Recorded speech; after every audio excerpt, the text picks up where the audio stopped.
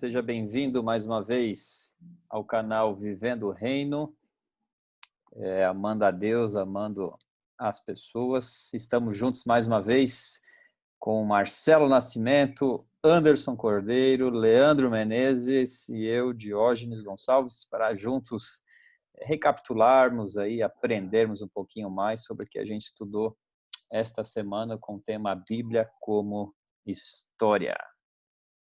Vamos seguir em frente aí, então com a conversa. Vai lá, Leandro.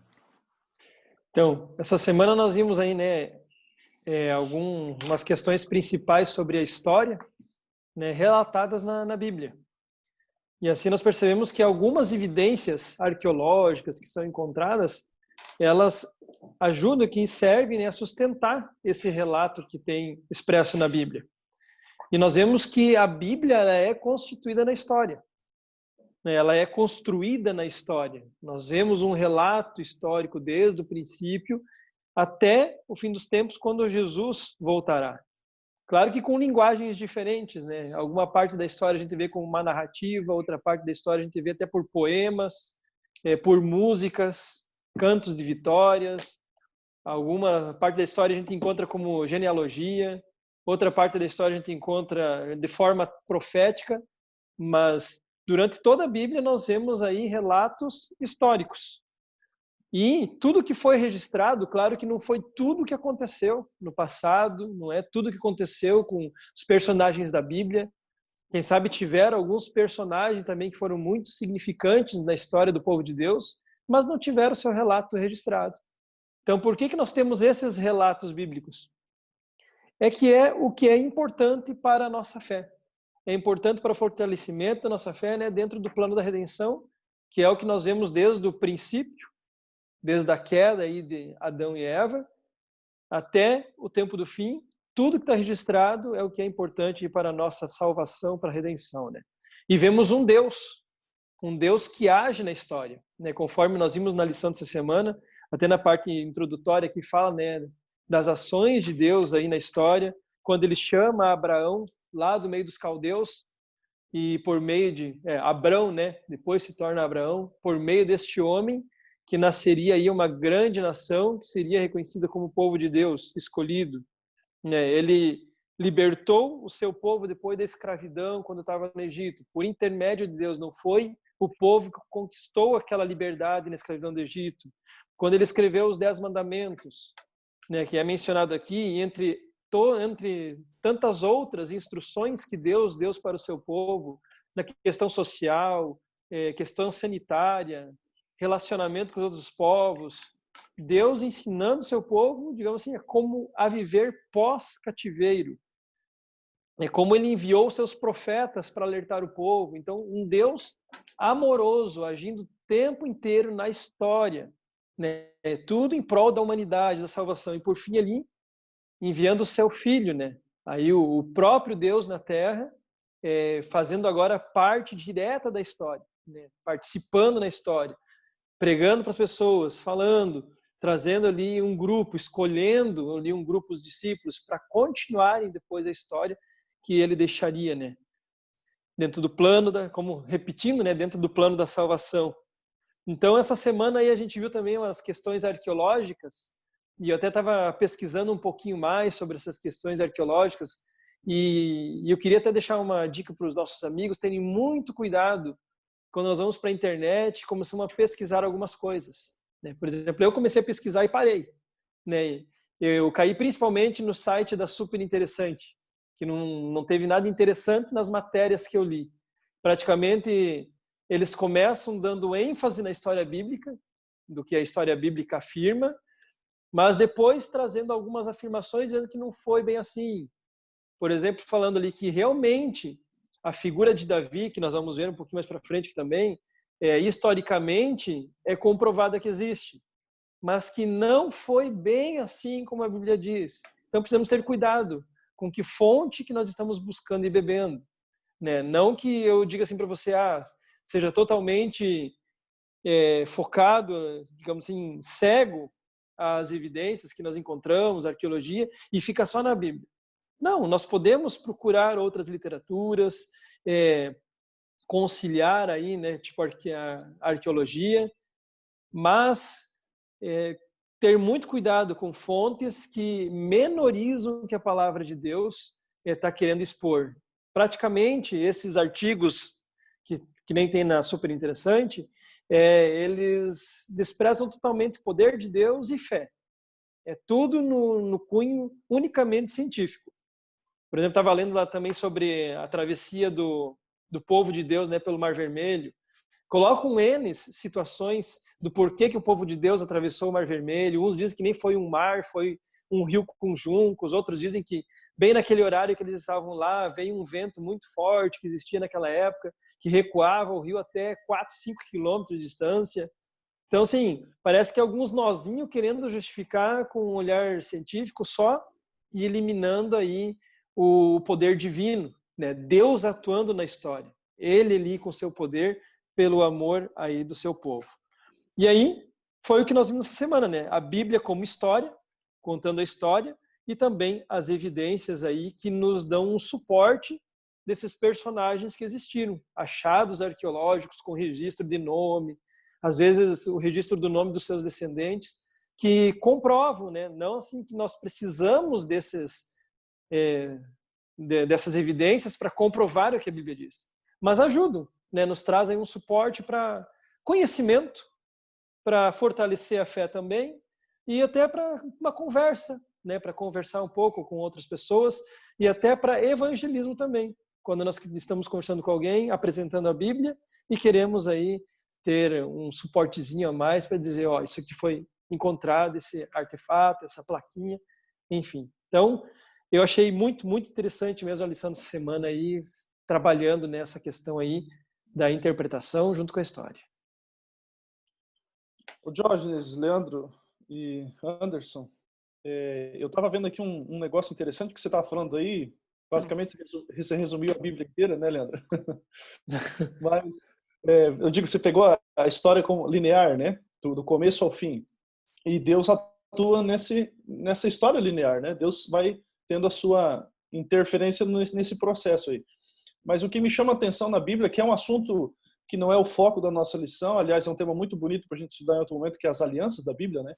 Mas o tema da aliança na Bíblia, que eu acho interessante, é que por meio da promessa da aliança que Deus fez com o ser humano, e aí começa lá desde Adão, com Noé, vai fazendo e vai ratificando essa aliança cada vez mais, até chegar a Abraão, fazer a aliança do filho e tal. Deus trabalha através desse fio da aliança, nessa história linear, através dos seus agentes, né? Adão, Noé, Abraão, Moisés, e assim vai. E qual é o objetivo de Deus trabalhar com esses agentes aí, reafirmando aliança após aliança? Simplesmente para garantir que o destino profético daquilo que Deus avisou na história que aconteceria, de fato ele acontecesse, que era a vinda do Messias. E aí Jesus vem, aí como diz a Bíblia, Paulo fala, né, e na plenitude do tempo Jesus aparece. Então Jesus vive a sua vida aqui, terrena, ele tem o seu ministério, tem a morte, tem a ressurreição, da ressurreição vai para o céu, do céu tem o julgamento, né? Acontece o juízo, 1844 para cá, finalmente a volta de Jesus. Então você veja que tudo isso é história. É a história que aconteceu e a história que foi profetizada e que vai acontecer. O fio de tudo isso é a aliança que Deus fez com o ser humano e garantindo que Cristo, que é o elo principal dessa aliança, de fato acontecesse. E por isso que a história é essencial para a interpretação bíblica, uma vez que a gente está estudando sobre interpretação. Porque se a gente destituir a história real dos acontecimentos da Bíblia, que interpretação que a gente vai fazer? Inclusive, nós vamos ver daqui a pouco, aí no meio da discussão, com certeza, sobre os tipos de interpretação bíblica que tem por aí, né? Então, o fato importante de entender a história como real, como literal, os seus fatos e a sua teologia por trás, como tudo algo real, e isso é importante, e eu acredito que a aliança tem um papel importante para contar esse fio da interferência de Deus na história humana. E é muito legal essa questão da aliança, como o Marcelo estava dizendo aí, e a gente leu Hebreus, né, querendo ou não, capítulo 11, que fala um pouquinho sobre isso, e é interessante que Paulo ele vai usar exatamente esse processo da história, ele começa lá atrás até chegar ali no tempo ao qual eles estavam vivendo, né? Então, querendo ou não, como o próprio Marcelo disse, a história ajuda exatamente, né, a confirmar essa aliança. Outras coisas que são muito legais dentro desse assunto, da questão da parte histórica da Bíblia, é exatamente como que a Bíblia ela se relaciona com a história. Não só a história confirma, vamos dizer assim, algumas coisas que acontecem na Bíblia, mas a própria Bíblia já menciona alguns fatos históricos de povos, de nações, Babilônia, Medopécia, e aí vai. O próprio Cristo ele vai usar alguns livros, né, que não são, vamos dizer assim, não são canônicos, os próprios livros apócrifos que são ali produzidos, né, dentro do espaço de tempo ali, desde que o povo vai para a Babilônia até chegar mais ou menos na época dele, naquele espaço de 400 anos, mais ou menos. E aí Jesus vai citar ali partes dos livros, né, apócrifos e tal. Então, querendo ou não, isso ajuda a ter uma ideia aonde em cada momento, né, a Bíblia começou a ser produzida, foi feito cada livro e assim por diante. Então, nós vemos que ela se relaciona muito bem com a história, né? E aí a arqueologia, e querendo ou não, a história acaba sendo algumas ferramentas que nos ajudam muitas vezes a entender como que aconteceu e a lançar à luz muitas coisas do que aconteceram dentro da Bíblia. E é isso, eu acho que é legal essa questão, porque não é para confirmar a nossa fé ou para confirmar que isso realmente aconteceu. A grande pergunta né, e Hebreus ali capítulo 11 vai encerrar mais ou menos com isso. E se a grande questão, a grande pergunta é, e se não tivéssemos nada disso? Se a história não comprovasse nada, será que como seria a nossa fé e o nosso relacionamento com a Bíblia, né? Será que seria o mesmo? Então, a grande questão é, a gente não precisa de nada extra-bíblico para confirmar o que a Bíblia diz. Na verdade, essa é a grande questão. Não que a gente vai jogar fora tudo que, vamos dizer assim, o que a arqueologia descobriu e a história, enfim, não é isso, né? Mas o relacionamento, enfim, é esse. A gente não precisaria de nada de fora para que, enfim, viéssemos a crer na Bíblia, né? Isso seria a questão da fé, como já inicia Hebreus capítulo 11.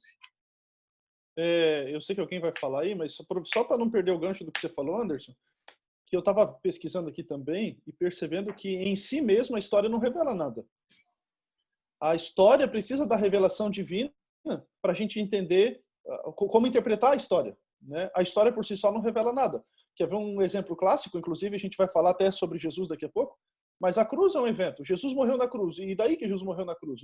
Milhares de pessoas morreram na cruz. E o fato histórico de contar que alguém chamado Jesus morreu na cruz não revela nada.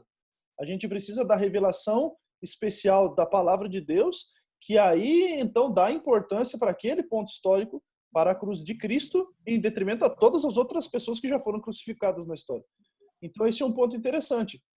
Em si mesmo, a história não revela nada. Por isso que a nossa fé ela não depende da história, uma vez que a gente entende na interpretação que a Bíblia se auto-interpreta. Então, ela se autossustenta também, né?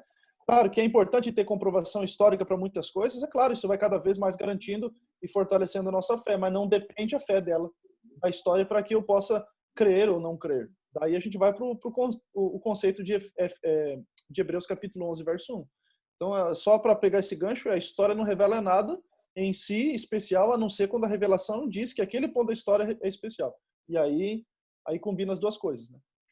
Eu acho que é interessante, dá para fazer um paralelo com o que a gente falou nas últimas semanas, da questão da ciência, né?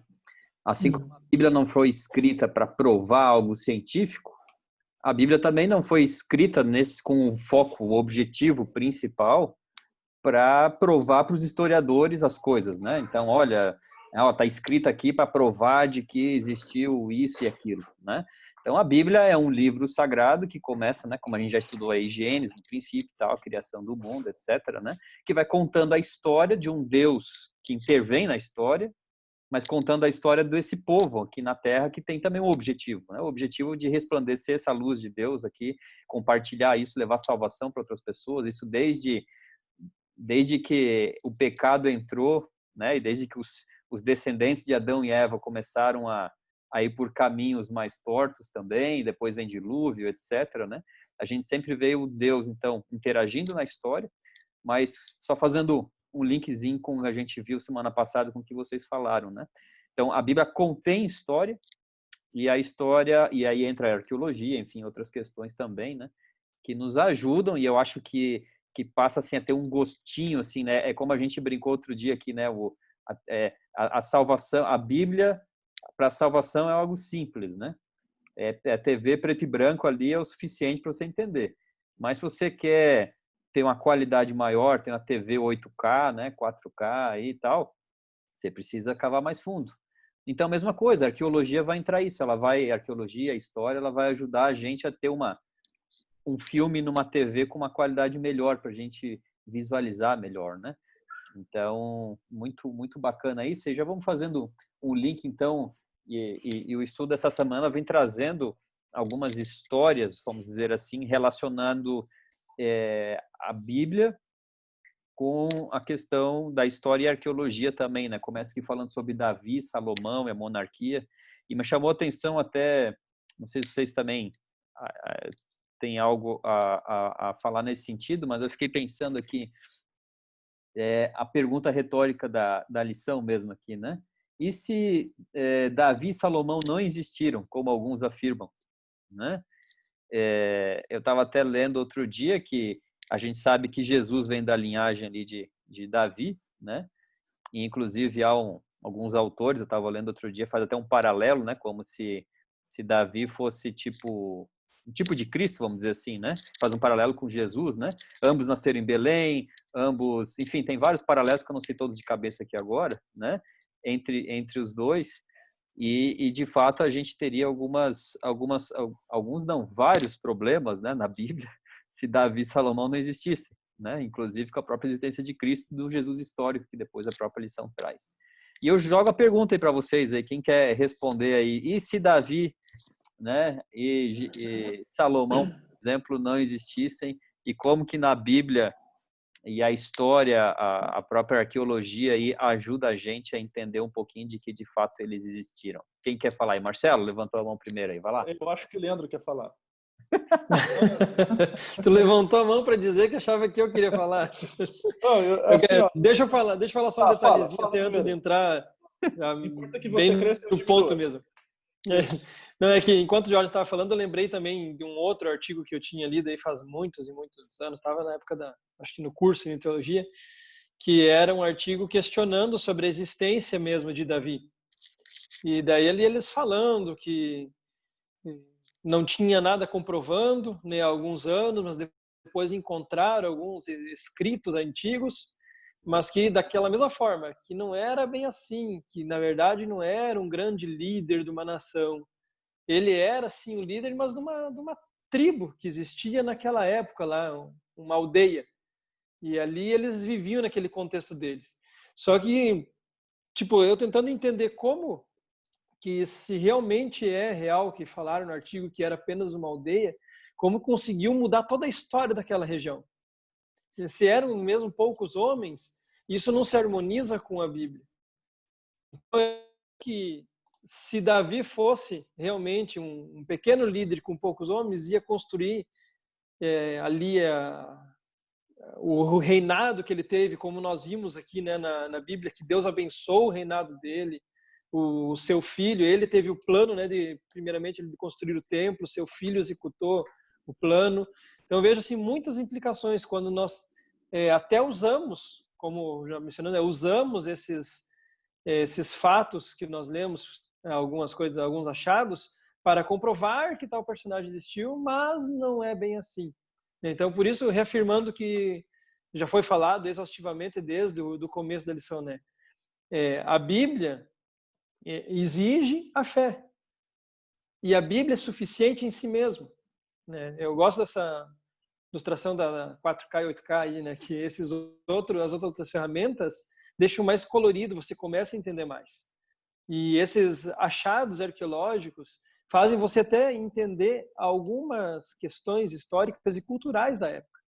Eu acho que já mencionamos também numa outra situação, numa outra lição, quando você estuda, né, usando essas descobertas arqueológicas, comentários da vida cultural naquela época, você entende algumas histórias da Bíblia. Por que era feito daquela maneira? Por que era daquele jeito? Né, as tradições. Então, assim, é muito lindo mesmo a gente usar, mas muito cuidado quando a intenção é querer menosprezar a Bíblia e tirar o foco ali, né, do poder de Deus. Marcelo.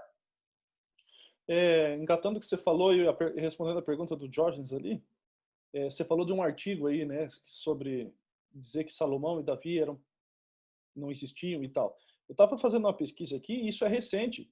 porque no ano de 1992, um homem chamado Philip Davis, da Universidade de Sheffield, na Inglaterra, ele afirmou, e aí isso ecoou aí pelas universidades, pesquisadores e tudo mais, uma frase que dizia assim, abre aspas o que ele escreveu: até agora ainda não há o menor eco do Império Bíblico de Davi e Salomão no registro arqueológico, fecha aspas. Frase dele. E isso foi no ano de 1992. E aí ele declarou que Davi e Salomão eram personagens míticos da história de Israel. Quando, na realidade, exatamente no ano de 93, um ano depois, escavadores lá na cidade de Tel Dan encontraram uma pedra com um registro do rei da Síria, onde venceu uma batalha contra o território de Israel e Judá, falando dos reinos divididos, né? Depois, no ano de 94 ainda, outra inscrição foi encontrada, e aí dizia assim, rei de Israel, e num outro trecho da frase dizia casa de Davi. E no ano de 95, outro achado arqueológico, exatamente 2 anos depois dele fazer aquela declaração, outra inscrição chamada Casa de Davi. E Casa de Davi é justamente a frase que a Bíblia cita sempre, né, para se referir ao Reino do Sul, o reino dividido do sul de Judá, que é a dinastia de Davi. Então, veja, aí respondendo a pergunta do George, se Davi fosse de fato um personagem mítico, e Salomão também, primeiro a gente não veria os filisteus sendo derrotados e acabando com um controle de décadas daquele lugar, território. Né, naquele território, obrigado. O que, de fato, depois do reinado de Davi, se arrefeceu o povo filisteu. A gente não teria também a conquista da cidade dos jebuseus, que é Jerusalém, que mais tarde se tornou a capital e vive até hoje está lá. A gente não teria isso.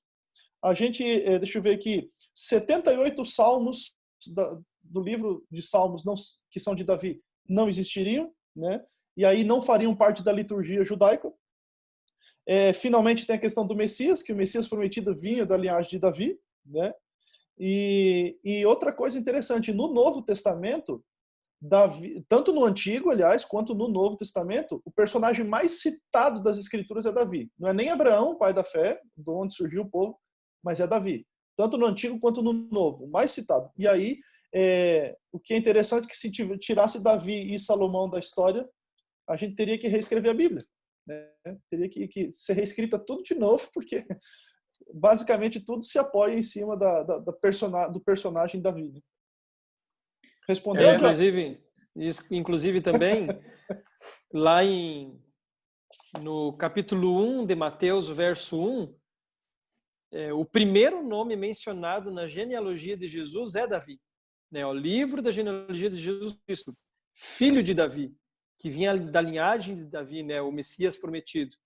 Então, até a figura de Cristo estaria em dúvida na questão aqui se Davi realmente não tivesse existido. Exatamente. E outra coisa que é muito legal nisso aí é exatamente porque se não tivesse existido Davi, Salomão, enfim, a dinastia, como é descrito muitas vezes na arqueologia, não haveria aliança, porque a aliança é firmada e o Senhor, por amor a Davi, a casa de Davi, mantém a aliança até chegar em Cristo Jesus. Então, essa seria, vamos dizer assim, acho que o maior problema de todos também, né? Porque seria a grande questão ali de não ter existido essa aliança e do Senhor ter feito a grande promessa, não só, enfim, para a casa de Davi, mas para todos aqueles agora que também reafirmam essa mesma aliança que foi feita com ele lá atrás, né? O Marcelo colocou algo interessante, né? Jerusalém está lá até hoje, né? Fundada exatamente, conforme diz a Bíblia, por o próprio Davi. E eu acho que, como o próprio Leandro disse, né? Se não me engano, esse artigo que ele comentou, ele descreve Davi e a dinastia dele como um povo de montanha, né? Um pequeno povo de montanha ali, tal, que viviam, né, naquela época e tal. Mas eu digo, se fosse apenas um pequeno povo, um pequeno rei, como influenciou, ou quem sabe continua influenciando uma grande, vamos dizer assim, um grande povo, uma grande nação, né, que foi até mesmo Israel e assim por diante. Então, até hoje, eles têm esse respeito, né, pela pessoa de Davi. Então, acho que se fosse tão pequeno assim, isso também não continuaria, né? E até interessante, esses dias eu estava vendo uma história que se transformou em filme, né, que é Missão Mar Vermelho, não sei quantos tiveram oportunidade de assistir, mas vem falando exatamente sobre um grupo de judeus no Sudão, né, que viviam ali. Foi feita toda uma estratégia para tirá-los de lá, na época que estava em guerra, e trazê-los para Israel. E a grande questão que se diz ali, né, é que acredita-se que esses judeus que estão ali no Sudão eram filhos de Salomão com a rainha de Sabá. Claro, é história, né? Mas, enfim, acaba a gente vendo que, querendo ou não, ali pela década, se não me engano, ali 1980, mais ou menos, 70, né? Isso ainda continuava muito forte, de histórias, né? Que já se vinham até mesmo ligados a Davi e a sua família, né? O próprio Salomão. Então, a gente vê que, de fato, né? Pode-se ter essa tentativa de se diminuir tudo isso, mas nós vemos que as influências são muito grandes, né? Legal. O Guia de Estudos da semana vem trazendo agora um outro comparativo aí também, né? Da questão da história bíblica com arqueologia, história, enfim, que é de Isaías, Ezequias e Senaqueribe. Eu achei algo, eu estava pesquisando um pouquinho sobre isso, quero ver se eu consigo aqui compartilhar a tela para mostrar algo interessante aqui. Tá aparecendo aí para vocês? Carregando. Aqui tá os colegas aí que fizeram a matéria de arqueologia, né, na Faculdade de Teologia, vão lembrar desse livro que a gente teve que ler. Não sei se está aparecendo aí, né? Descobertas. Não, ainda não. Ainda não. Não está aparecendo aí? Não. Está carregando, mas não apareceu. Ainda não, que estranho. Para mim aqui está aparecendo, a capa do livro? Isso, Descobertas dos Tempos Bíblicos. Isso, para mim está aparecendo aqui. Beleza. Então já logo vai aparecer para os demais aí também. Esse é o livro que a gente leu e aí eu trouxe aqui algumas, inclusive aqui tem uma foto, tá conseguindo ver aí, Leandro? Sim, o prisma. Isso. Então esse aqui é conhecido. Senaqueribe. Isso, é conhecido como o prisma de Senaqueribe ou o prisma de Taylor, né? Que Taylor foi um dos pesquisadores, enfim, que comprou de outro, que encontrou isso e acabou levando aí pro museu, né? Só para questão de curiosidade, né? Então, esse prisma aqui que tem aproximadamente 37,5 centímetros de altura, você olha assim na foto, parece que ele é enorme, né? Mas é pequenininho, né? Maior aí que uma régua de 30 centímetros. Então, ele tem um formato aí cilíndrico e tal, né? Cúbico. Então, o interessante é que esse artefato aí que eles encontraram, né? Ele fala, né? Ele fala as vitórias de Senaqueribe. Então, inclusive, existe ali ele está em escrita cuneiforme, né? E nesse livro que eu mostrei a capa ali, ele começa dizendo aqui, está traduzido para o português, não vou ler tudo, né? Mas uma partezinha do que está, principalmente relacionado ao que a lição vem trazendo aí, né? Sobre a questão de Ezequias e tal. Ele começa dizendo assim, né? Só para contextualizar, né? O Senaqueribe era assim, digamos assim, uma potência, né? Ele era avassalador. Isso, obrigado. Às vezes trava aí, né? Ele, né? Tudo que passava pela frente ele estava conquistando. E então quando ele chega para conquistar, para atacar Judá, olha a tradução, diz assim: quanto a Ezequias, o judeu que não se submeteu ao meu jugo, cerquei-o e conquistei 46 das suas cidades fortemente muradas, além de incontáveis pequenas povoações em torno delas, por meio de rampas de terra e máquinas de sítio, além de ataque, infantaria, escavações, invasões, etc, etc. Aí ele diz assim, um pouco mais para frente: o próprio rei confiei-o em Jerusalém, ou seja, o rei Ezequias, a capital do reino, como passarinho na gaiola. A lição fala sobre isso, né? O passarinho na gaiola aí, né? Cerquei-o com sentinelas para que ninguém pudesse entrar ou sair da cidade. As cidades que saqueei, tirei-as do território de Judá, etc, etc. Aí ele vai seguindo e ele diz assim: além do tributo anual anterior, eu impus um novo tributo do meu reino sobre eles, né? E dizem que, inclusive, um pouquinho mais para frente, de que o rei Ezequias mandou um mensageiro, né, Depois, ele coloca de que o rei Ezequias se entregou e mandou um mensageiro, então, enviar um tributo, né? Pagando um pouquinho aí de recursos para Senaqueribe em homenagem a ele. Olha que interessante. E aí o livro vem trazendo aqui algo assim, ele diz assim, o fato mais intrigante é esse finalzinho que eu mencionei, né? Ezequias enviou a Senaqueribe, seu mensageiro, e todo o seu tributo mais tarde para Nínive. O exército assírio não o carregou para casa triunfante, de maneira atual, né? Porque normalmente o que acontece? Os reis naquela época, e todas as inscrições que tem, eles gostavam de se vangloriar, né? Então, todas as vitórias das guerras, etc., que eles tinham, eles escreviam. E esse formato, né, essa escrita cuneiforme, nesse formato cilíndrico, o que eles faziam? Eles anotavam, escreviam e eles enterravam na entrada, né, dos portais da cidade, porque eles imaginavam que o próximo rei que viria, ou as gerações futuras, iriam desenterrar isso ali, iam pegar, iam ver como os reis passados foram gloriosos, como eles venceram as suas batalhas, né? Mas o interessante é que o que eu mencionei aqui é o que está escrito no cilindro, né? Mas a gente sabe que, então, no Antigo Testamento fala dessa história, fala em 2 Reis 18, em Isaías 36 e 37, e uma partezinha pequenininha em 2 Crônicas 32 também, né? Agora, quando você pega a leitura do relato bíblico e coloca ao lado, né, do que esse cilíndrico aí de Senaqueribe revela, né, tem algumas diferenças, ou bastante diferenças entre eles, né? Então, isso não é nada surpreendente, porque justamente você vê um lado contando a sua história, e obviamente para um rei que estava ganhando tudo, ele não ia dizer de uma maneira muito, ou melhor, nem avisar, né, que ele tinha perdido e da maneira como a Bíblia traz, né? Então, inclusive, segundo os autores hebreus, Senaqueribe ameaçou Jerusalém, tentou persuadir os habitantes e abrir os portões, tentou intimidar Ezequias para levar à rendição, mas ele fracassou, né?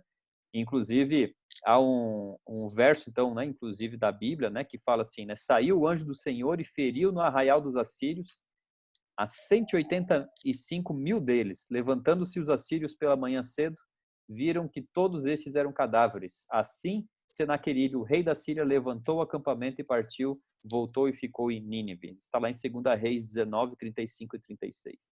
Então, o que realmente aconteceu, a gente não tem uma certeza absoluta no sentido de colocar as duas coisas e vamos tirar o fato da questão bíblica, né? Se pegar os dois relatos, qual dos dois exatamente estão certos, não tem como a gente chegar aqui e provar a coisa. Agora, é claro, dentro daquilo que a gente está conversando, nós que queremos na Bíblia e toda uma questão da aliança, uma questão, a gente sabe que toda essa questão relacionada com Ezequias, e tem a questão profética, etc, né? A gente sabe que, de fato, foi Deus que fez isso, e Senaqueribe saiu aí com uma mão na frente e outra atrás, ficou com vergonha, e para não dizer que perdeu, ele disse que Ezequias ficou lá como passarinho na gaiola e depois mandou tributo, né? Para dizer que ele deixou como se fosse assim do tipo, olha, né, eu não quis atacar vocês aí, então eu estou indo embora e tal, né? Então, assim, a gente percebe essa curiosidade que eu quis trazer aí, né, isso está em museu, existiu e vem comprovar, né, vem aí ajudar a dar um pouquinho mais de sabor nessa história aí, tá certo? É até interessante que, se a gente olhar aqui 2 Reis, conforme o Jorge comentou, capítulo 18, verso 25, nós vamos ver a própria Bíblia citando, vamos dizer assim, né, quem sabe agora, Rabzak, que sobe ali, que é um dos generais, né, que faz o cerco de Jerusalém, ele conhecia a Bíblia, né? Isso eu achei muito legal, porque ele cita um texto de Isaías, que nós encontramos em Isaías capítulo 7 e 10, que eram profecias aonde, né, querendo ou não, Deus usaria, né, ali a nação de Senaqueribe para estar conquistando o próprio Israel. Então, ele diz, Rabzak diz, acaso subi eu agora sem o Senhor contra este lugar para o destruir? Pois o Senhor mesmo me disse, sobe contra a terra e destrói. Então, é interessante que o próprio povo da Síria, segundo o relato bíblico, conhecia, né, a história onde mencionava essa profecia de que ali eles seriam usados, né, por Deus para destruir, quem sabe, ali o próprio povo de Deus. E aí entra uma história que é muito mais longa, que seria até mesmo quando o povo desobedecia a aliança, né? Segunda Reis, capítulo tanto 18, 17, 18 vai falar sobre isso. O Senhor levantava um povo para ir contra eles como uma espécie de juízo, né? E é interessante que quando eles se tornavam muito duros contra o povo de Deus, se voltava isso de novo contra eles, né? E é exatamente o que está acontecendo aqui. Ele se levanta e diz, não, o Senhor me mandou aqui. Mas eles tinham uma parte da história, vamos dizer assim, do texto de Jeremias, de Isaías. O próprio Isaías, que tinha escrito ali exatamente a profecia, quem sabe, né, ele pode ter até mesmo ali o povo olhado para essa questão e visto ali o que estava acontecendo. E eu até comentei com o Diógenes essa semana, é como se fosse um proto-evangelho, né? Ali que o povo de Senaqueribe tinha. E ali, quando eles chegam para conquistar exatamente a Jerusalém, fazem o cerco ali, eles citam esse texto. Então, ou seja, eles tinham esse conhecimento também dessa própria profecia de Isaías.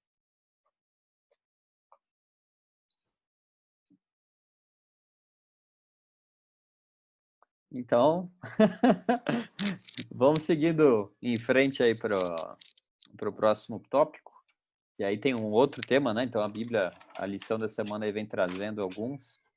E agora a gente chega em Daniel, Nabucodonosor e a Babilônia, né? Que também, da mesma forma, né? Alguns até negam, né? E resistem à ideia de que existiu Nabucodonosor, né? Apesar de já terem sido descobertas algumas questões, inclusive a própria lição aqui vem trazendo, né? Sobre um tablete encontrado o nome de Sarsequim, né, ou Nebo de Sarsequim, que era um oficial babilônico. E eu trouxe, queria compartilhar aqui só a nível de curiosidade também, para o amigo que está nos acompanhando, eu acho que é bacana isso aqui.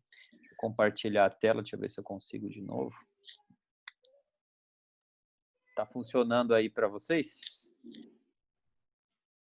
Então, aqui eu dei um zoom só para olhar bem de pertinho.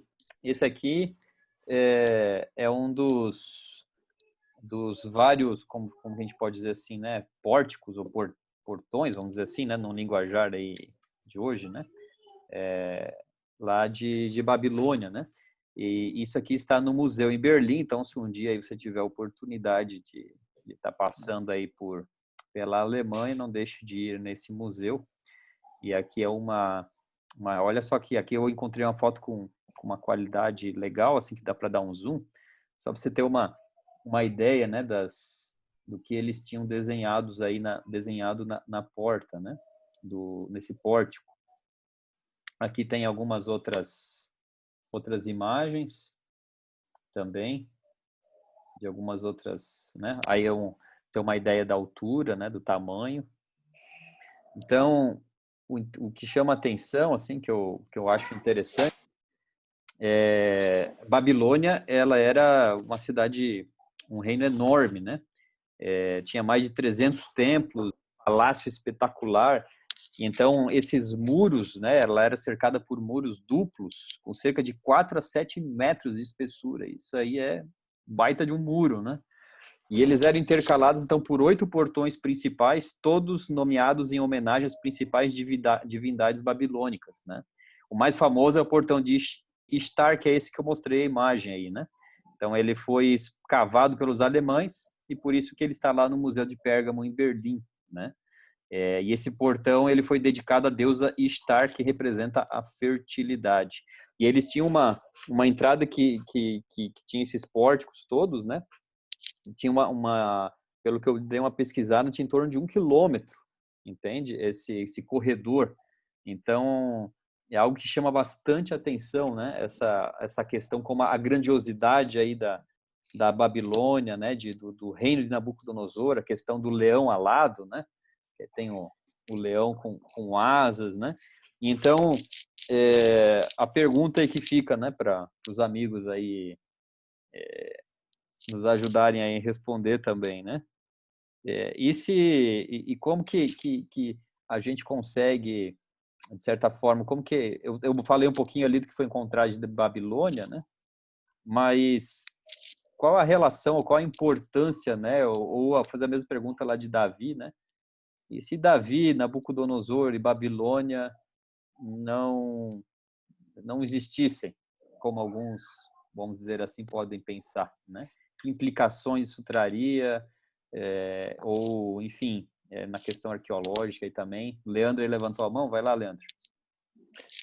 Só continuando falando ali sobre a imagem que você mostrou, que é uma das coisas assim, que eu acho linda e admiro dos achados arqueológicos, que é esse portão, um portal que eles encontraram, que é um dos principais portais que tinha em Babilônia, e esse corredor de quase 1 quilômetro aí, todo com essas lajotas azuis, com os leões alados desenhados, e era o portão de entrada triunfal quando o rei vinha das batalhas e ele vinha comemorar a vitória. Então ele entrava naquele corredor, ao redor estavam todos ali do povo, né, olhando, comemorando, festejando, e entrava o rei, e atrás dele vinha ali os despojos, o que ele tinha conquistado, e vinham os que eram do cativeiro. E entre essas entradas triunfais está uma das entradas que foi a dos jovens que vieram de Israel, né, entrando ali em Babilônia, que era um troféu também do rei, né? Então é linda a maquete que eles fizeram, e isso tudo é baseado hoje em achados arqueológicos, né, que foram encontrados aí os achados da Babilônia, e algumas inscrições aí falando até sobre os nomes, né, de oficiais e descendentes. Então como a gente diz, né, é um suporte que mostra que o que está na Bíblia realmente aconteceu. E se nós tirássemos isso de cena, realmente Nabucodonosor não tivesse existido, é mito, né? Até tempos atrás, o livro de Daniel em si era questionado se realmente ele tinha sido escrito há mais de 600 anos, aí, em torno, né, de 600 anos antes de Cristo. Existia esse questionamento, se realmente o livro de Daniel era da época de Daniel. Eles criam que era um livro pós-evento. Tipo, alguém viveu ali alguns eventos, tinha conhecimento de outros que aconteceram no passado, e daí escreveu ali o livro do mito de Daniel, né? Pegando a história do Império Babilônico, mas do persa grego, que realmente na história que são impérios que existiram, né? Então pegou isso e jogou num livro ali, e foi escrito como se fosse naquela época. Então, até um tempo atrás, não se existia evidências da datação de Daniel. Porém, aí com os achados do Mar Morto, né, os manuscritos do Mar Morto, entre esses tinha ali achados de livros de Daniel que comprovavam que Daniel era mais antigo do que diziam ser, né, escrito pós-evento. Então, tinha livros ali, rolos que eram bem antigos, né, não nenhum livro, né, da época de Daniel, mas um pouquinho assim, mais recente, mas antigos. Mesmo antes de alguns eventos ali acontecerem, então não tinha como ser uma mitologia, algo escrito ali que não era real, porque estava comprovando ali já alguma existência de algo que ainda não tinha acontecido, que estava registrado, e de outros que já tinham acontecido, né, por causa das cópias. Não era o livro original escrito por Daniel, mas eram cópias. Então, eu acho interessante aí, se alguém tiver mais interesse em pesquisar, manuscritos do Mar Morto, que é um dos maiores achados arqueológicos aí da Bíblia, né, de livros bíblicos e extra-bíblicos. E até também, se a gente vai para a implicação, né, se Babilônia e Nabucodonosor não tivessem existido, o que nós faríamos também com o livro, né, do historiador aí, que é muito respeitado, Flávio Joséfo, né, que fala sobre a questão aí das várias histórias da Bíblia, fala sobre Nabucodonosor, né, o que nós faríamos com esse livro também. E entre outros livros também que são extra-bíblicos, né, e falam sobre a Babilônia. E por último, antes do pastor Marcelo falar, sobre os impérios, se nós tirássemos realmente Daniel, Nabucodonosor não existiram, o que nós faríamos com esse livro que foi encontrado no Mar Morto e que descreve ali sobre o sonho de Nabucodonosor? o sonho que Nabucodonosor teve, Daniel trouxe a interpretação concedida por Deus, que era ali a linha, né, dos impérios, da cabeça de ouro, peito de prata, quadril de quadril de bronze, pernas de ferro, pés misturado com barro e ferro, e por último a pedra lançada dos céus ali, que não era de mãos humanas, que simboliza o reino de Cristo. Ok, tudo bem. Foi um livro, vamos supor que foi um livro então pós-evento, que alguém escreveu ali já depois que o Império Romano estava em pé, né, se reerguendo, mas de como é que nós vamos explicar o que aconteceu depois? Que não existiu mais nenhum império, como diz na interpretação ali da estátua, que os pés de barro com ferro simbolizaria que até a volta de Cristo não teria mais um império que comandaria tudo, assim como foi os anteriores. Como que nós explicamos isso? Coincidência? Como explicar se realmente é coincidência? Os 10 dedos ali dos pés, que foram uma divisão, né, do Império Romano, bem certinho dentro da história ali. Então, assim, algumas distorções parece que combater a Bíblia, combater aquilo que está escrito ali e que a história mostra que aconteceu, né? Então, assim, se tiramos Daniel e Nabucodonosor de cena, é que nem quando nós conversamos ali sobre Davi e Salomão. O que nós vamos fazer com tudo que existe na história e que diverge, né, a história mostrando ali que aqueles personagens existiram. Assim como nós vamos comentar também sobre Jesus, né, o Jesus histórico. Marcelo. O Diógenes, e você estava falando ali também sobre a questão da implicação, eu acredito que além dessas que você já citou, uma delas também as profecias todas que Daniel traz, inclusive a das 70 semanas, onde determina um ponto na história onde Cristo viria, né? E aí, boa parte da interpretação israelita da vinda do Messias foi justamente do entendimento do livro de Daniel, do estudo do livro de Daniel. Então, a gente não teria data específica da vinda do Messias. Esse acho que é um ponto importante. E aí, não querendo adiantar a lição, mas fazendo já um link com a lição de quinta, da questão história e fé, que a vida que Daniel viveu, o exemplo que ele deu e a fé que ele tinha, deixou como um legado após a sua morte e marcou gerações, não só de israelitas, mas também do próprio povo de Babilônia, uma vez que, por ocasião do nascimento de Cristo, a gente tem três personagens, como é que diz aí a história, né? A tradição diz que são os três magos lá, né? Mas a Bíblia só fala magos. Os magos que vieram do Oriente, a gente pode inferir, não dar a certeza, mas há uma grande probabilidade que tenham vindo do território de Babilônia, fruto da influência de Daniel lá, e do anúncio do Messias e das profecias dele, e aí isso permaneceu nas bibliotecas de lá, o seu livro, e foi estudado por sábios de lá, do Oriente, e vieram então e chegaram até o dia do nascimento de Jesus, claro que agora por uma inferência e uma suposição de que provavelmente há uma influência muito grande e o legado que Daniel deixou em Babilônia, lá no Oriente, né? Então a gente tem tudo isso que, veja, não é só o tempo de Daniel, mas avança a história e influencia lá no tempo da vida de Jesus, do nascimento de Jesus, magos que vieram do Oriente. Então acho que a implicação sobre o nascimento de Cristo também, a profecia sobre o nascimento de Cristo seria bem afetada também. Legal, vamos seguir para o Jesus histórico aí, que o tempo tá... o tempo tá correndo, né? Esse aí vai dar uma hora para falar disso aí. Então, Jesus histórico, né? De fato, isso acho que é algo muito até comum a gente ler por aí, ouve e sai em revistas, né? Do Jesus histórico, ou seja, de fato existiu alguém, um sábio, né? Um mestre, né, chamado Jesus. Inclusive, Jesus era um nome muito comum, né, naquela época. Não era algo assim fora do comum, né? Era um nome bem normal. Mas, de fato, quero lançar aí para vocês aí, já que o Anderson aí já está até se coçando aí para falar. Vocês perceberam que o Jorge só está lançando hoje, né? É verdade. Vai lá, Jorge, fala um pouquinho aí, fala um pouquinho de quero ser apresentador um dia, só para fazer Que para fazer as perguntas você tem que estudar um monte, né? Tá certo. Mas Para saber formular a pergunta, né? é isso aí. Pergunta e responde. Mas a verdade é de que a lição vem trazendo, né? Inclusive fala aqui sobre Caifás e tal, né? Pôncio Pilatos.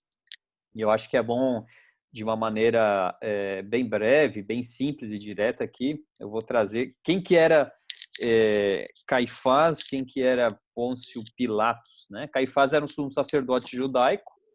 Ele foi apontado pelos romanos, né, para esse cargo. E foi ele que instigou toda uma conspiração para buscar a morte de Jesus. E aí nós temos Pôncio Pilatos, que era o governador romano, então, da Judéia e Samaria, né, que é aquele que teve, de certa forma, teve a convicção de que Jesus era inocente, poderia ter feito algo, mas com a pressão do partido dos judeus era grande, ele também não queria problemas aí para o governo dele, né? Ele acabando aí, né, jogou para o povo escolher se era para crucificar Jesus ou não, né? Mas o fato que o guia de estudos vem trazendo aqui, da questão, né, de Jesus, é que quando você tem o nome de alguém na história, ou é relacionado, ou no caso aqui Jesus Cristo, você busca no enredo, né, ao redor, se tem outros personagens, outras pessoas que, de certa forma, há uma, vamos dizer assim, não vou dizer, alguns momentos até inscrições arqueológicas, enfim, como a gente já viu, ou até mesmo outros historiadores trazendo esses nomes, né? Na história, que isso vem confirmando também que o personagem, no caso aqui, Jesus, participou, não era apenas alguém que foi inventado por alguém que contou uma história e tal, né? E, de fato, a gente foi encontrado aí questões arqueológicas relacionadas, né? Esses nomes que eu mencionei aí, né? Caifás e também a Pôncio Pilatos, né? Então, assim, se eu queria trazer um pouquinho para vocês só para partir desse ponto importante de quem eram eles, né? Que às vezes as pessoas confundem, né? E podem achar que um era o outro, né? E qual era a função deles de maneira bem breve. Então, assim, Jesus histórico, né? O Jesus, a gente já falou um pouquinho da dinastia ali de Davi, etc, né? Então, será que ele de fato existiu historicamente falando? Né? Eu dei um detalhezinho aqui que a lição traz, mas há outras fontes extra-bíblicas de que ele de fato existiu? O que vocês têm aí? Eu vou falar, eu sei que o nosso tempo está avançado, mas eu vou falar aqui, prometo que é a última coisa que eu vou falar, tá? Mas você citou um ponto interessante. Não sei se vocês perceberam, mas a lição trouxe uma métrica bem parecida em todos os dias da semana. Personagens que citado na Bíblia, que muitos diziam que não existiam, aí a arqueologia foi lá e comprovou. Assim foi com Davi, assim foi com Daniel e Nabucodonosor, com Cristo falando sobre personagens da história de Cristo, Caifás, Pilatos e tal. Mas isso ainda não prova que Cristo é divino, em nenhum momento, né?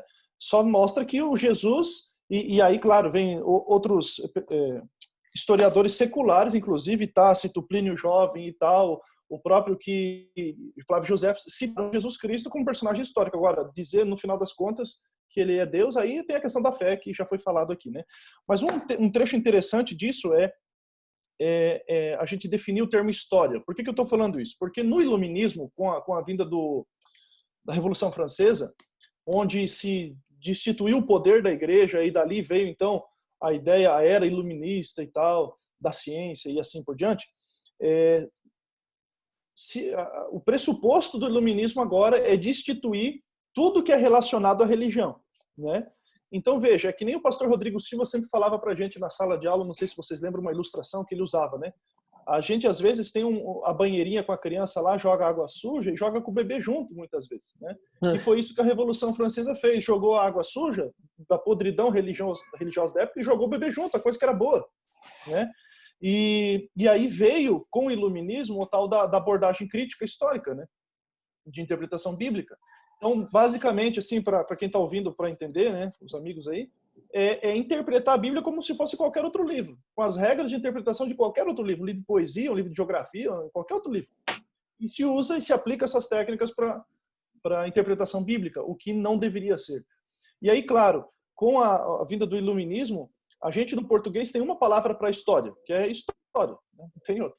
Mas justamente no período iluminista, no alemão existiam duas palavras, uma não tão usada e uma mais usada. E aí o pessoal da linha São Lourenço que vai estar escutando a gente aí vai me corrigir as palavras, né? Mas um é Historia, que é a história como fato, e a outra, deixa eu ver como é que o nome aqui, Geschichte, uma coisa assim, Geschichte. E essa é uma alemão? história Isso aí. em alemão, você vê. Então tem que falar com mais braveza. E aí essa palavra é justamente história, traduzido por história também, só que não é a história dos fatos, mas a história romanceada. Então, justamente no iluminismo, eles trouxeram isso para dentro da teologia, onde que a história dos fatos, ela não condiz com a história da salvação, por exemplo, a história romanceada. Então, para a gente ter uma diferença, para a gente entender mais ou menos uma ilustração do que Historia e Geschichte, é a questão da história de, por exemplo, de Tiradentes, que eu estava pesquisando aqui. Eu não sei se você lembra, quem está assistindo lembra na escola, eu lembro que o meu livro de escola tinha lá o Tiradentes, prestes a ser enforcado, de cabelo comprido, barba comprida, né, a corda no pescoço, uma túnica branca, não sei se vocês lembram disso, e foi traído por um amigo e tal. Na realidade, não era assim. Ele era um soldado, né? Na Inconfidência Mineira ele era um soldado, ele não tinha barba por ser soldado, não tinha cabelo comprido por ser soldado. Historiadores que escreveram sobre a sua morte, o seu enforcamento, diz que no dia do enforcamento sua cabeça foi raspada, ele provavelmente estava vestido de uniforme militar. Então, veja, ele não estava de roupa. Mas por que pintaram aquilo ali? Justamente porque o país foi colonizado por católicos, o país era extremamente cristão, e na época do Império precisava de um libertador. E eles, nas pinturas e a história que quiseram contar, eles aproximaram-se de Cristo, da personagem Jesus Cristo, para ser um libertador, para que o povo tivesse uma... Como é que é a palavra? Eles tivessem uma empatia com o personagem, entende? Mas não era. Então aí a gente vê o Historia, que é o personagem militar, careca, sem barba e tal. E aí nós temos o personagem Geschichte, que é o personagem romanceado e floreado para tratar isso. E aí isso foi trazido para dentro da Bíblia para falar de Jesus. Tem o Jesus histórico e o Jesus da fé. O Jesus da fé é aquilo que foi criado pela teologia para mostrar, né, aquilo que a religião queria que se mostrasse.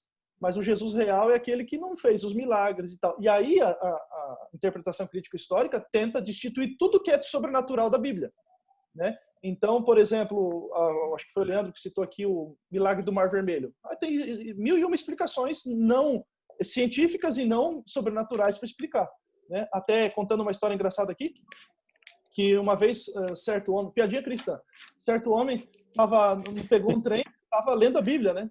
E aí um cientista estava na frente dele e ele falou: o que você está lendo? Eu estou lendo a história de Deus libertando o povo de Israel do Egito, aleluia, glória, amém, Jesus com poder, Deus livrou o povo de Israel e tal. Abriu o Mar Vermelho. E aí aquele homem começou a explicar: olha, o Mar Vermelho não abriu, e bem com a teoria crítico-histórica. Não, foi assim, a maré baixou, a Parari, ficou um palminho de água pequeno, e aí Deus atravessou o povo e foi assim. Aí ele falou: glória, aleluia. Eu falei assim: mas como assim, meu amigo? Eu acabei de te explicar aqui o que você acredita que milagre não é milagre. Ele falou: claro que é milagre, porque Deus matou todos os soldados egípcios com um palmo de água, né? Então é milagre também. De qualquer maneira, tudo era milagre para aquele homem. Mas veja, essa ilustração, essa historinha só conta como eles tentam tirar tudo que é sobrenatural da história. E aí esse é o problema que está invadindo igrejas hoje. A gente, o crítico histórico aqui, nessa interpretação, se ela ficava mais nos redutos universitários, hoje já está entrando na igreja. Não é à toa que, para tentar conciliar isso, a gente vê justamente a teoria da evolução sendo acrescentada para a Bíblia como uma explicação para as coisas sobrenaturais da Semana da Criação, por exemplo, que a gente viu semana passada e retrasada. Então, é só isso que eu queria falar, parei de falar, porque já passou o tempo.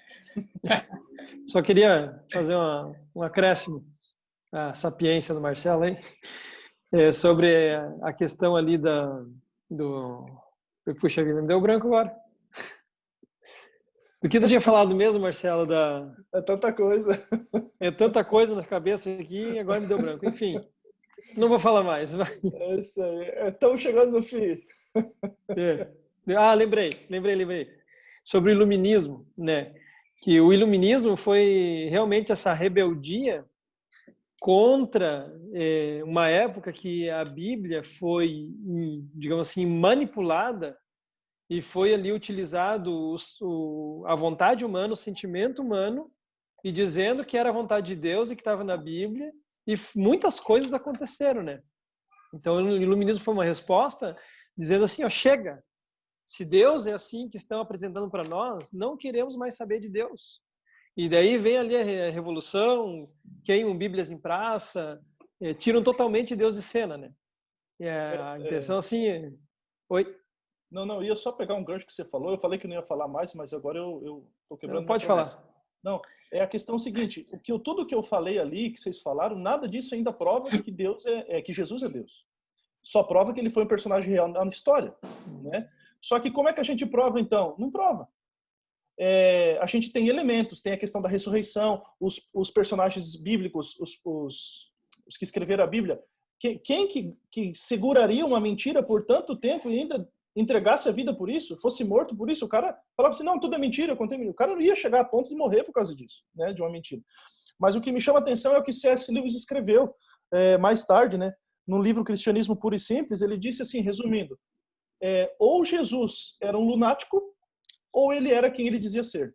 Ele não é um bom mestre da moral, um grande professor, ele nunca intencionou isso. Ou então, ou a gente vê Jesus como quem ele disse que ele era, pela fé, ou um lunático, como disse C.S. Lewis, ainda de um tom bem humorístico, um lunático no nível daquele que acha que se considera um ovo cozido, né? Um louco. Ou um Messias. Só que isso precisa da fé. Só esse ponto que eu queria ressaltar. De fato, mais um link aí, né, com... Aí o Leandro daqui a pouco entra aí de novo. Eu só quero concluir o que eu estava falando antes. Vai lá. Eu atrapalhei o Leandro ainda. Não, é assim que, sobre o iluminismo, né? Qual foi? O iluminismo foi uma resposta a uma época em que coisas eram impostas e ninguém podia questionar. Ninguém podia questionar, né? O Marcelo está falando ali e me veio isso na mente. Então, é errado nós questionarmos hoje a Bíblia.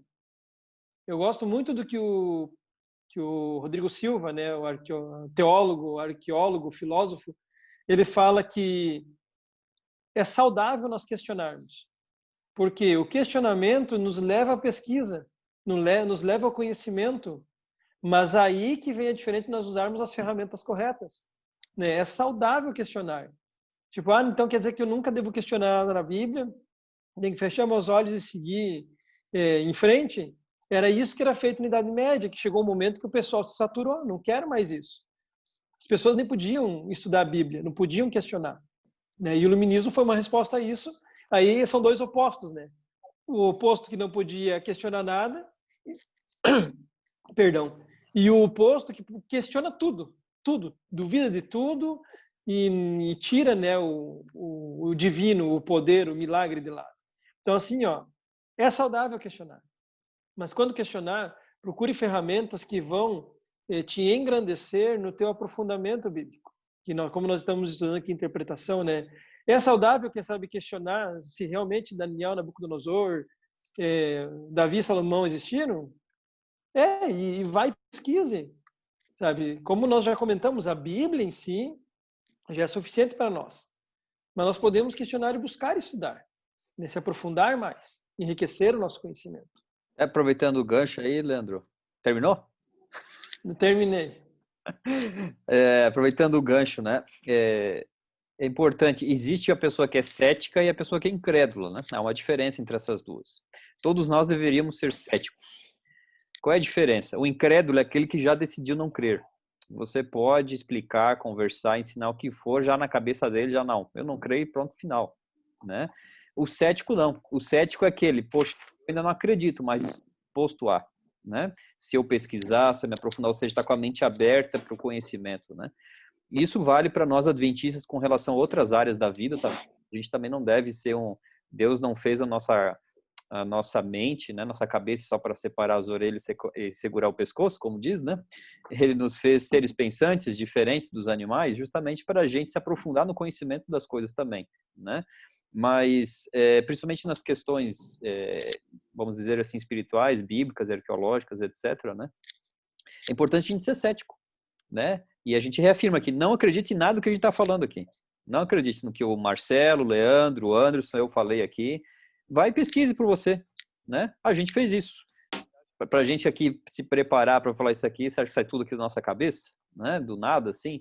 Não, a gente pesquisa, a gente estuda, e isso nos motiva, isso vai fazendo com que, voltando à mesma ilustração que a gente tem usado aqui, você que nos acompanha, né? A gente cada vez mais vê a Bíblia, vê Deus numa televisão cada vez com uma qualidade melhor, né? Então, vá atrás, pesquise. E aí entra num outro ponto, né? Que isso, quem sabe, em outro momento a gente pode até conversar, do momento que a gente vive, né? Se sabe muita coisa e ao mesmo tempo não sabe nada, né? Ou seja, tem acesso a muita informação, mas muito rasa, né? Vamos usar aqui a ilustração aí dos cientistas para a abertura do Mar Vermelho, né? Com um pouquinho de água só aí. Então, como é difícil as pessoas se aprofundarem hoje, porque a gente está, um tempo atrás eu costumo dizer, a gente está o princípio aí do Windows, né? Lá atrás, para quem usava o iniciar programas, executar, ou você clica lá, né? Ou seja, você não pensa para fazer isso. Está ali, né? Eu tive a oportunidade de estudar um pouquinho no ensino médio de programação. Você precisa lá fazer, para você escrever, às vezes, uma letrinha na tela, você tem linhas e linhas e linhas de programação que alguém teve que pensar para fazer isso. E hoje a gente vive num contexto geral em que as pessoas, elas têm tudo mastigado. Então, assim, você que está nos ouvindo, isso serve para nós, obviamente, a cada momento a gente precisa ter esse senso de ceticismo no sentido de estar disposto a aprender, a ver, sabe? Há coisas da Bíblia que você tem várias linhas de estudo, né? Por exemplo, João capítulo 1, alguns creem que há uma ligação direta com Gênesis da criação, outros já fazem um link com relação à filosofia, um exemplo apenas, né? Nós temos outras questões mais. Então, queridos, né, só queria aproveitar e fazer esse link aqui, se aprofunde. Eu sei que não é fácil, né? Hoje em dia você precisa aí, talvez usar até alguns aplicativos aí para te ajudar a se desligar um pouco, né? Mas é importante a gente fazer isso se a gente quer. E hoje a facilidade é muito maior. Você não precisa nem para uma biblioteca lá passar a tarde inteira lá procurar livro, folheando. Você vai aqui, pesquisa, fontes seguras, você acha, tá certo? Então, só para a gente ir para o fechamento agora da fé e a história, né, onde entra a questão da fé. Inclusive Hebreus 11 está como texto bíblico que a lição aí nos traz, né? E traz vários nomes, né? Enoque, Noé, Abraão, Sara, José, Moisés, Raabe, Sansão, etc. Né? Então, nós temos esses como os pais da fé, né? Então, fé, primeiro, ela não é uma fé cega, como a gente estava mencionando. Ela é uma fé fundamentada em Deus, fundamentada na palavra de Deus, né? E a fé não é simplesmente uma crença em algo ou alguém. A fé é agir, é uma ação em resposta a uma crença que nós temos. Então, a fé é algo que atua, que age, não é assim, né? Alguns acham que fé, tipo assim, é um negócio que você fica arrepiado, né?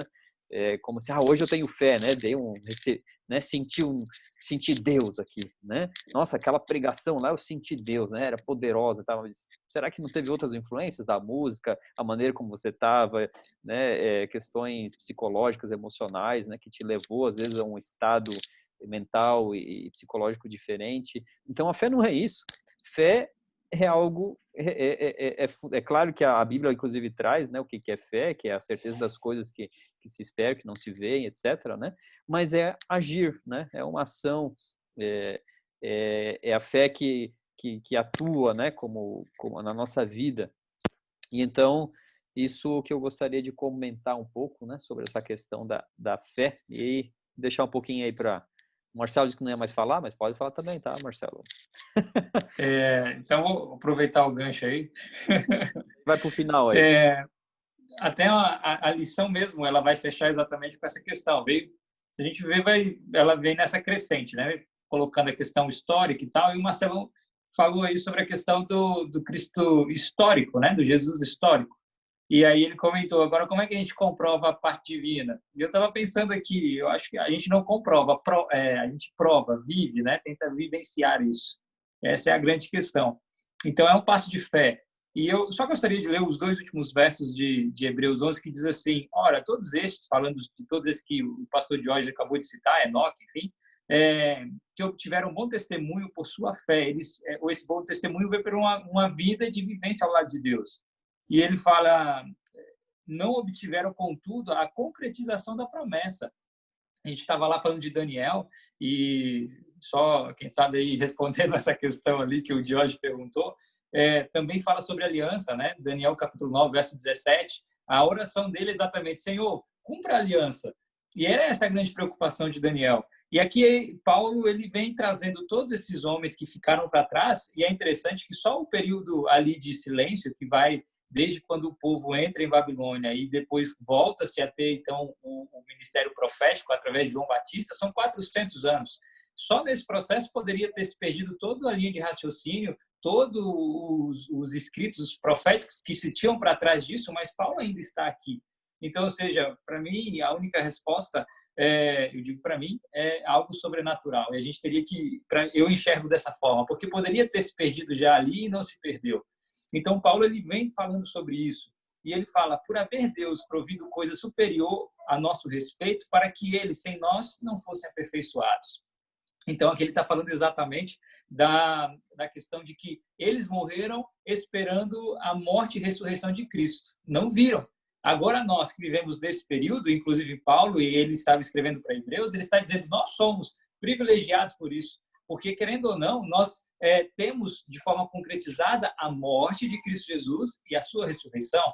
E ele vem falando exatamente sobre esse benefício, sobre essa parte da aliança que todos nós, nesse momento, somos maiores, querendo ou não, do que os heróis da fé que nós encontramos em Hebreus capítulo 11. E ele vai avançando e diz: ok, cada um nós podemos ter um privilégio muito maior do que eles que viveram lá atrás. Mas ele termina com essa frase: mas todos nós seremos aperfeiçoados no mesmo momento. Ou seja, é o ápice da aliança, né? Não só a morte e ressurreição de Cristo Jesus, mas exatamente a grande questão aqui que ele fala da segunda vinda de Cristo, né? E aí vem a questão sobrenatural. Então, eu acho que termino por aqui para não estender muito também. Tá certo, então. É isso aí. Agradecemos Marcelo Nascimento, Anderson Cordeiro, Leandro Menezes e eu, Diógenes Gonçalves. Você é convidado semana que vem estar com a gente de novo. Se inscreva aí no canal, dê um joinha aí se você achar que esse conteúdo foi importante para você, compartilhe, se inscreva aí também, tá certo? E siga vivendo o reino, como a gente falou aqui da fé, né? A prática da fé, a vivência do reino de Deus, é isso. Você quer saber quem é Deus? Viva, não tem outro jeito. Não tem como a gente ficar no campo apenas, né, dos pensamentos e algo assim totalmente fora da realidade. A gente tem que viver. Por isso que esse canal se chama Vivendo o Reino. Somos chamados a viver o reino de Deus, amando a Ele em resposta ao amor dele por nós. A gente ama os outros também. E assim a gente vai conhecendo desse Deus maravilhoso, que aí as escrituras, a arqueologia, a história, tudo isso vem ajudando a gente a conhecer e entender um pouquinho mais desse Deus maravilhoso. Tá certo?